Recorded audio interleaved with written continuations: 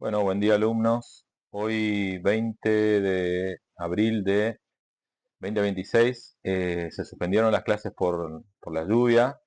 Hubo muchas lluvias y cortes de luz eh, por lo cual hay una resolución de la facultad de que no se van a dictar clases. Por ese motivo vamos a grabar la clase hoy y vamos a intentar el desarrollo del teórico por comisión eh, de la unidad 3, la segunda parte.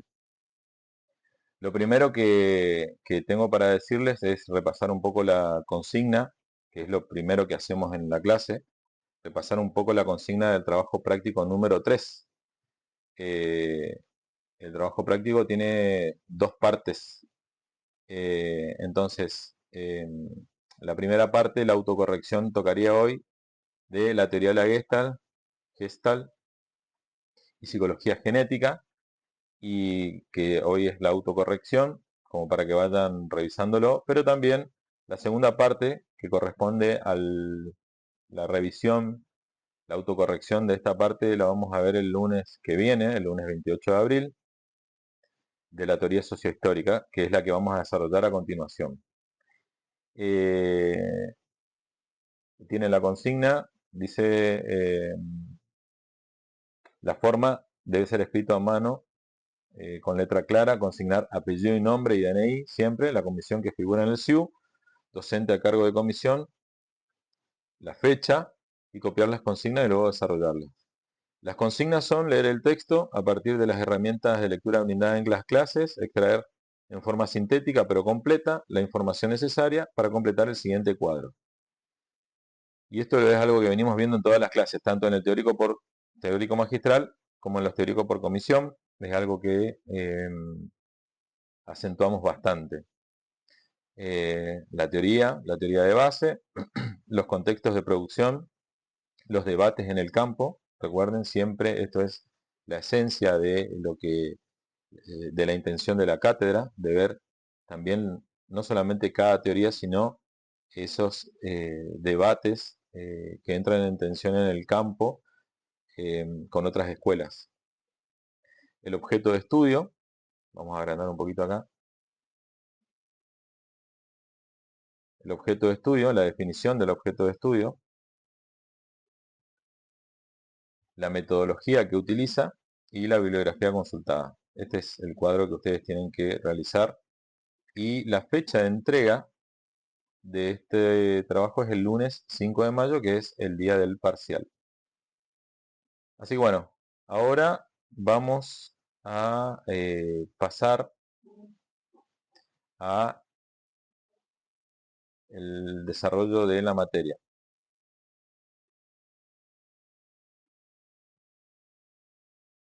Bueno, en primera instancia, lo que hacemos siempre es darle continuidad. Esta semana, en el teórico magistral, ustedes ya lo tienen en el Moodle y dan los contenidos de la unidad 3, ¿no? Pero la segunda parte, las teorías psicológicas cognitivas.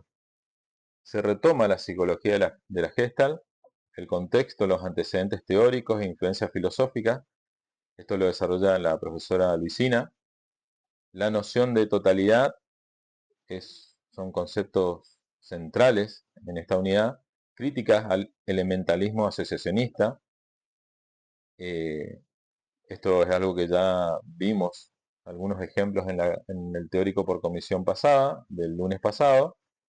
También van a ver en el teórico magistral Vygotsky, contextos e influencias centrales, y van a ver las definiciones de procesos psicológicos elementales y procesos psicológicos superiores. Esto lo ven en el teórico magistral, esa clase está en el Moodle y es sumamente importante. En el teórico por comisión, hoy vamos a ver, que es la clase que vamos a dar a continuación, las teorías psicológicas cognitivas de Vygotsky, los procesos psicológicos superiores, ya la zona de desarrollo próximo del el concepto de andamiaje y pensamiento y lenguaje.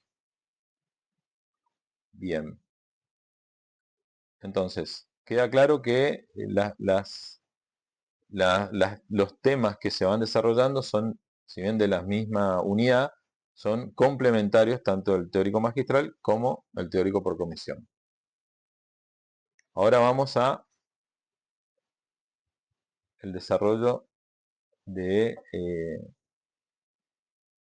la unidad 3, la segunda parte.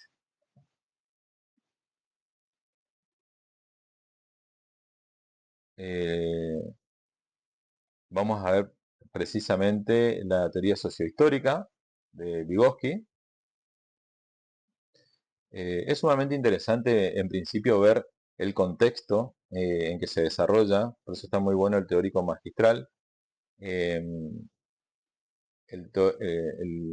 el contexto en este caso es sumamente interesante porque se desarrolla bajo la Unión Social la Unión Soviética, que, bueno, que es Rusia en un contexto sociopolítico distinto al que se encuentra hoy.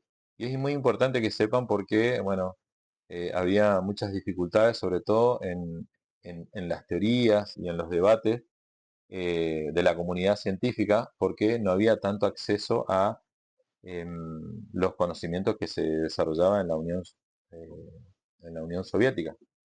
Entonces, entender ese cambio sociopolítico es sumamente interesante de, de entender que es algo que se ve en el teórico magistral para poder darle un contexto eh, a estos debates que recién se hacen a partir de la caída del muro de Berlín y a partir de ahí se empieza a acceder al conocimiento científico que aportaba Rusia y de ahí surgen todos los materiales de Vygotsky.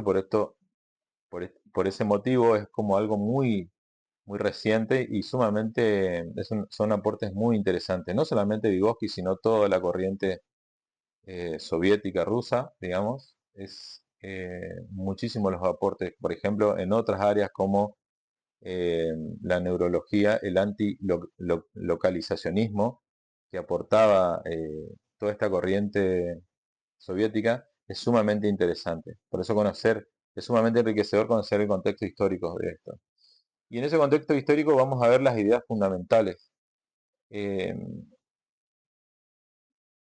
la teoría sociohistórica parte de una posición en contra del asociacionismo lo- eh, elementalista. Recuerden que esto es algo que vimos en conductismo, donde tiene como base esta teoría y, por ejemplo, el conductismo, con la base del asociacionismo elementalista, define a la conducta o su objeto de estudio es la conducta en términos de los elementos estímulo y respuesta. O sea, estudia la conducta como objeto de estudio con la metodología de las ciencias, del método científico, de las ciencias naturales, la observación en condiciones de laboratorios replicables y define a la conducta en términos de los elementos estímulo y respuesta.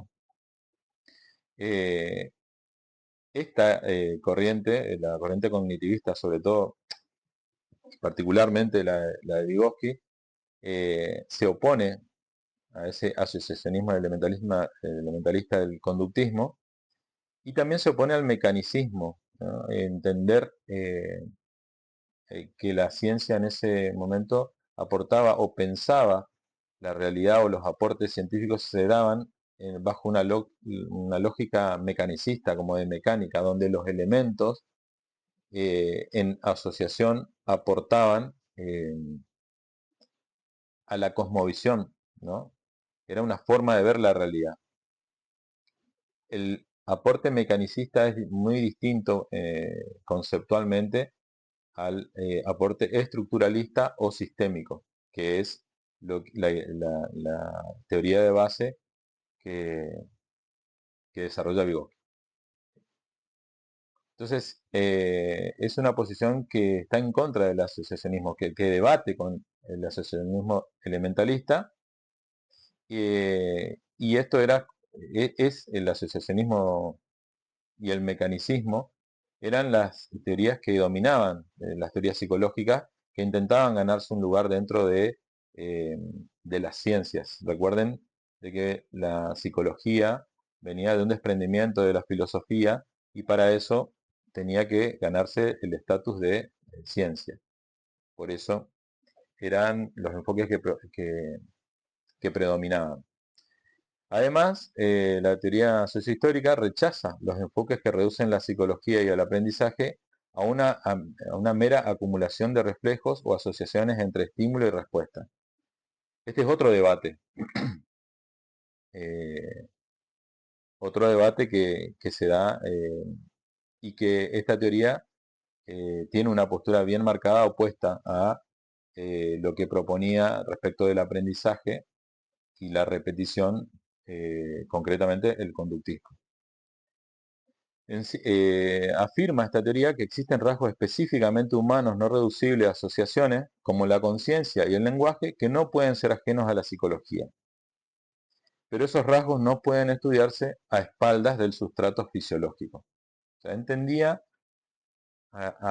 como un complemento lo psicológico y lo fisiológico, ¿no? Como una metáfora del software y el hardware, ¿no? No niega la importancia del aprendizaje asociativo, o sea, no es radical como lo es el conductismo en el sentido inverso, dice que no es, pero si bien no niega la importancia, coincide en que se trata de un mecanismo insuficiente para el aprendizaje significativo. Vamos a repasar un poquito, digamos, ¿no? Parte de una unidad de análisis distinta de la asociación entre estímulo y respuesta y propone un concepto el concepto de mediador y de signo en esta y herramienta como a la ecuación del aprendizaje y el estímulo y la respuesta le suma los conceptos de herramienta, mediador y signo para pensar la dinámica del aprendizaje desde una construcción, no desde un acto meramente pasivo, por fuera de la tabula rasa que proponía el empirismo. Aporta el concepto de actividad, digamos. El ser humano no se limita a responder a los estímulos, sino que actúa sobre ellos transformándolos mediante o por la mediación de instrumentos que se interponen entre el estímulo y la respuesta. Y aporta el concepto de actividad, que es un proceso de transformación del medio a través del uso de instrumentos. Los mediadores son instrumentos que transforman la realidad. Su función no es adaptarse pasivamente a las condiciones ambientales, sino modificarlas activamente. Hay dos tipos de instrumentos de mediación. Los instrumentos de mediación siempre son provistos por la cultura. Las herramientas, por un lado, que actúan materialmente sobre el estímulo, modificándolo. Por ejemplo, en este caso, la herramienta es la computadora o es el celular a través del cual ustedes acceden a esta clase. Eh, Ahora, esta herramienta está mediando entre el contenido que ustedes están leyendo o que están viendo, que se reproduce, y lo que yo voy transmitiendo oralmente. Está mediando en el aprendizaje eh, la herramienta, que en este caso puede ser el ordenador, la computadora o el celular. Además, un segundo tipo de instrumento es el sistema de signos o símbolos. El lenguaje, los sistemas de medición, por ejemplo, en el caso de las matemáticas o la lectoescritura, esto que yo lo estoy diciendo de manera oral, pero también lo que ustedes leen a través de la diapositiva, no actúan materialmente sobre el estímulo, sino que modifica a la persona que lo utiliza como mediador. Entonces, tenemos dos tipos de mediadores. Por un lado las herramientas y por otro lado los signos y los símbolos. Los instrumentos de mediación cumplen un papel central en la constitución de los procesos psicológicos superiores. Ustedes en el teórico magistral van a tener la definición clara de los procesos psicológicos elementales, que es con lo que viene el ser humano, y los procesos psicológicos superiores, que son los que se desarrollan eh, mediante la construcción de, mediados por los signos y las herramientas. Los procesos psicológicos superiores tienen un origen histórico y social. Los procesos psicológicos superiores se originan en la participación del sujeto en actividades compartidas con otros. Los procesos psicológicos superiores además presuponen la existencia de los procesos psicológicos elementales de base, ¿no? Sobre la base de los procesos psicológicos elementales, sobre esa base es donde empieza el desarrollo de los procesos psicológicos superiores que tienen su origen en la cultura, en la interacción con otros, en la intersubjetividad. Los procesos psicológicos se explican a través de una línea natural de desarrollo y una línea cultural de desarrollo. Entonces, los procesos psicológicos superiores son específicos de los seres humanos, regulan la acción en función de un control voluntario, están regulados conscientemente, se valen del uso de instrumentos de mediación semiótica y se diferencian en procesos psicológicos superiores, rudimentarios, y procesos psicológicos superiores avanzados. Los procesos psicológicos elementales son regulados por mecanismos biológicos, ligados a la línea de desarrollo cultural, son compartidos con otras especies superiores, como por ejemplo el chimpancé o todos los mamíferos. En el desarrollo humano cobra primicia la línea cultural de desarrollo, pero ambas líneas se complementan. Tanto los procesos psicológicos elementales son las condiciones básicas, pero no suficientes para el desarrollo regulado por la participación del sujeto en la vida social. En el desarrollo del ser humano toda función aparece dos veces. Primero a nivel social, entre personas, y esto es a nivel interpsicológico, y más tarde a nivel individual, en el interior de cada ser humano, o sea, en las estructuras que ya veíamos en Piaget, en las estructuras cognitivas, y eso es a nivel intrapsicológico. Hay una reconstrucción interna. Este concepto es similar a lo que veíamos de Piaget en la clase pasada con el concepto de homeostasis, que es una constante regulación que genera, que se da por un desequilibrio que implica un aprendizaje nuevo y una reequilibración de las estructuras a través de los esquemas. Esto era algo que veíamos en Piaget. Este concepto es similar. No es un proceso de copia de la realidad externa en un plano interior. Se produce una reorganización interior de las estructuras de una operación psicológica puesta en juego en el terreno de lo social. O sea, el origen del aprendizaje y el origen de la cultura siempre es social para esta escuela. Entonces, se define el aprendizaje, dice, consiste en una progresiva internalización de instrumentos mediadores. Debe iniciarse en el exterior por procesos de aprendizaje que solo más adelante se transforman en un proceso de desarrollo interno. O sea, primero se da interpsíquicamente en la interacción con los demás, y ya vimos algo en la clase pasada cuando desarrollamos Piaget el lunes pasado, vimos algo de esto, un concepto similar, digamos, ¿no? Y voy a dar el mismo ejemplo que utilicé la clase pasada.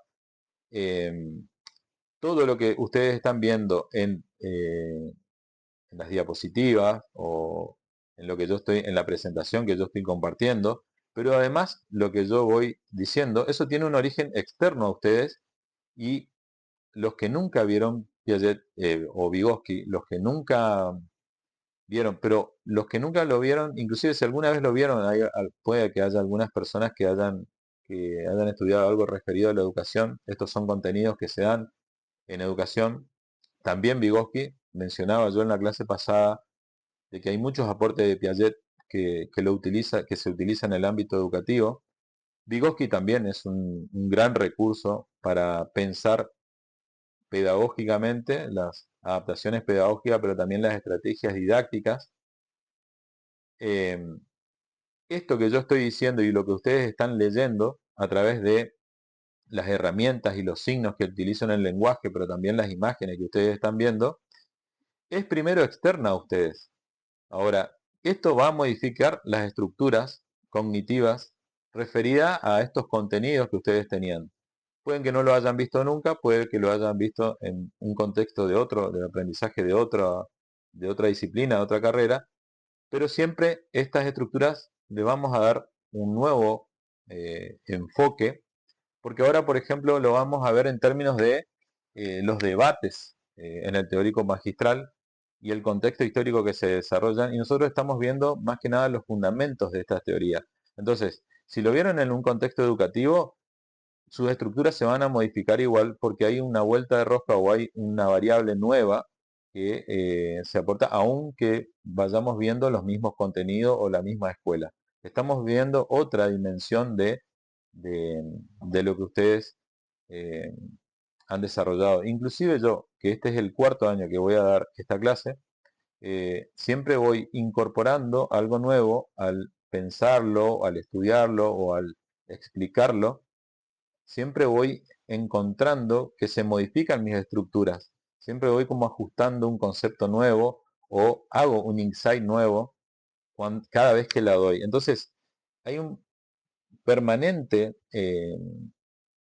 una permanente reequilibración de las estructuras cuando vemos inclusive el mismo contenido. Entonces, eh, el aprendizaje, como definición, vemos en este ejemplo de que yo los estoy dando, primero es externo. Dice que hay consiste en una progresiva internalización de instrumentos mediadores. Debe iniciarse en el exterior, como en este caso, en esta clase, por procesos de aprendizaje que solo más adelante se transforman en procesos de desarrollo interno. O sea, primero es interpsíquico para después pasar a ser intrapsíquico. Ahora estamos viendo la clase, ustedes van a leer los apuntes, van a preparar el parcial, va a haber una pregunta y ustedes van a generar una producción. Primero fue la clase, fue el contenido, eso es interpsíquico, y cuando ustedes tengan una producción propia a la hora de plasmarlo en el examen o algún trabajo práctico, inclusive el trabajo práctico, ahí ya pasa a ser un desarrollo interno, o sea, algo intrapsíquico. La distancia entre el nivel, acá vamos a ver el concepto de zona de desarrollo próximo. Esto es algo que es un concepto que es sumamente importante y que solemos, se suele preguntar en los parciales, cosa que todo lo que vemos es importante, pero este concepto es sumamente importante, sobre todo para las personas que en algún momento van a pensar, piensan desde lo educacional. La zona de desarrollo próximo es como el concepto que sintetiza todo esto que venimos desarrollando, ¿no? Y que pone en juego la postura teórica eh, respecto del aprendizaje. La zona de desarrollo próximo es un concepto que se define conceptualmente como la distancia entre el nivel real de desarrollo, ¿no? El nivel real de desarrollo, que está determinado por la capacidad de resolver independientemente de un problema, o sea, por uno mismo, al nivel de desarrollo potencial, o sea, pasar del nivel de desarrollo real al nivel de desarrollo potencial. El nivel de desarrollo real es lo que nosotros podemos resolver por nosotros mismos. El nivel de desarrollo potencial está determinado a través de la resolución de un problema bajo la guía de una persona más capacitada, ¿sí? Ya sea un profesor o alguien que tiene más, o un compañero que ya leyó, por ejemplo, Vygotsky. Entonces, la zona de desarrollo próximo es el interjuego, la interacción entre la zona de desarrollo real, que es lo que nosotros podemos acceder por nosotros mismos, y la zona de desarrollo potencial, que es lo que nosotros podemos lograr bajo la guía de un adulto o de alguien más experimentado o de un profesor o de un compañero que ya vio el tema. Ese interjuego entre la zona de desarrollo real y la zona de desarrollo potencial es lo que se denomina la zona de desarrollo próximo. Ese interjuego, esa interrelación entre la zona de desarrollo real y potencial es lo que se denomina zona de desarrollo próximo. Y conlleva a pensar más que en una capacidad o característica de un sujeto, en las características de un sistema de interacción socialmente definido. La zona de desarrollo próximo, entonces, como para repasar un poquito, es lo que se realiza con asistencia de una persona más experta, luego se realiza automáticamente sin asistencia. Recuerden de la ley de doble formación que vimos. Primero es interpsíquica y después intrapsíquica. El aprendizaje despierta procesos evolutivos internos, o sea, las estructuras que se van modificando, procesos evolutivos internos que operan solo cuando el niño está en interacción y cooperación con un semejante. La zona de desarrollo próximo remite a la constitución de los procesos psicológicos superiores, por lo tanto, los procesos de apropiación cultural. Operar sobre la zona de desarrollo próximo permite trabajar con funciones del desarrollo. El juego, por ejemplo, genera zona de desarrollo próximo cuando presenta situaciones imaginarias y reglas de conducta socialmente establecidas. Los juegos de azar, por ejemplo, ¿no? Eh, o los juegos, vieron que hay, van a ver más adelante cuando vean niñez en otra materia, más adelante, de que hay en cada momento evolutivo hay juegos de que desde el psicoanálisis se piensa como la elaboración de algo inconsciente. Bueno, además, los juegos reglados preparan al niño para generar aprendizaje. Y eso es poner en juego la zona de desarrollo próximo. Relaciones entre el lenguaje y el pensamiento. El desarrollo del habla interior. Esta afirmación de la teoría sociohistórica tiene una hipótesis central. El habla evoluciona del habla social al habla egocéntrica para luego pasar al habla interior. Vamos a explicar un poco esto. El habla social se define como la función, como que el lenguaje, la función del lenguaje es de comunicar. Tiene independencia entre el pensamiento y el lenguaje, ¿no? Y se utiliza solo para comunicarse. El habla egocéntrica, sin embargo, es una autoevaluación como habla privada y no social. Regula el pensamiento y la conducta. Reflexiona sobre la solución de problemas y las secuencias de las acciones. El habla egocéntrica se me ocurre de que es cuando vieron que por ahí nos olvidamos la llave generalmente y hacemos el repaso de primero hice esto, después hice lo otro, después hice como que hago una secuencia de por dónde pasé para ver, para resolver el problema de la pérdida de la llave, ¿no? Eso es el habla egocéntrica. Como un repaso para intentar resolver un problema, que no es social, sino que es egocéntrico, es con uno mismo. Ahora, el habla interna, el lenguaje dirige la conducta y el pensamiento. Es privado, no social. Reflexiona y manipula el lenguaje para sí. Tiene una función intelectual y comunicativa. Acá ya no se trata de resolver un problema o salir de una situación, sino más bien eh, tiene una función más intelectual y comunicativa, ¿no? Es como repensarse más en profundidad, no para resolver un problema.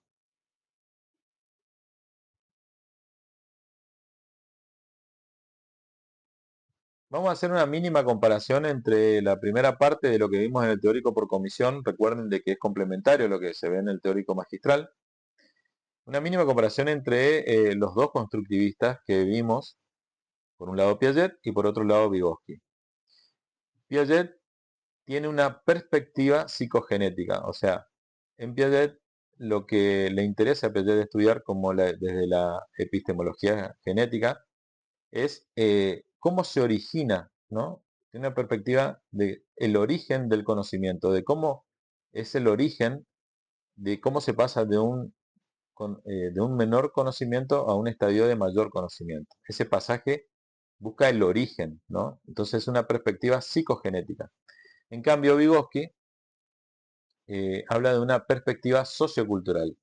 Lo que estudia Vygotsky son, a través de los procesos psicológicos superiores, evaluar cómo se va dando esa ley de doble formación o la zona de desarrollo próximo en la interacción con el medio sociocultural. Entonces, el foco está puesto en dónde se origina en Piaget, en el sujeto epistémico, recuerdan ese concepto, En cambio, en la perspectiva de Vygotsky es una perspectiva sociocultural, como el conocimiento o el desarrollo de los procesos psicológicos superiores tienen un origen primero social para después pasar a las estructuras intrapsíquicas. Piaget pone el foco en el desarrollo cognitivo, en etapas universales del desarrollo. ¿Se acuerdan del concepto de estadios, del estadio sensorio-motor, preoperatorio, operatorio concreto y operatorio formal? Son etapas, estadios universales del desarrollo cognitivo con esperables de lo que cada una de esas etapas o estadios se espera del sujeto epistémico, del sujeto de, de Piaget. El desarrollo cognitivo se deriva de las exploraciones independientes que se hacen en la construcción del conocimiento. En cambio, Vygotsky ve al desarrollo en relación con el medio social. Recuerden la ley de doble formación y la zona de desarrollo próximo.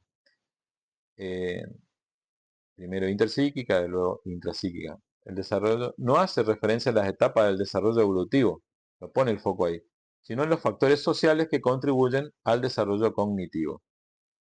Por un lado se ven las etapas universales expresadas en los estadios y por otro lado ve más el foco en cómo los factores sociales contribuyen a ese desarrollo cognitivo, a los procesos psicológicos superiores. Piaget habla de la construcción del conocimiento y la interacción sujeto-objeto. En cambio, Vygotsky habla de la interiorización de los instrumentos culturales. Afirma que los instrumentos culturales es lo que genera la construcción del conocimiento. Piaget piensa en términos de el pensamiento viene antes que el lenguaje, y Vygotsky afirma que el lenguaje tiene una importancia fundamental en el desarrollo cognitivo. El lenguaje entendido como un sistema de signos. ¿Sí?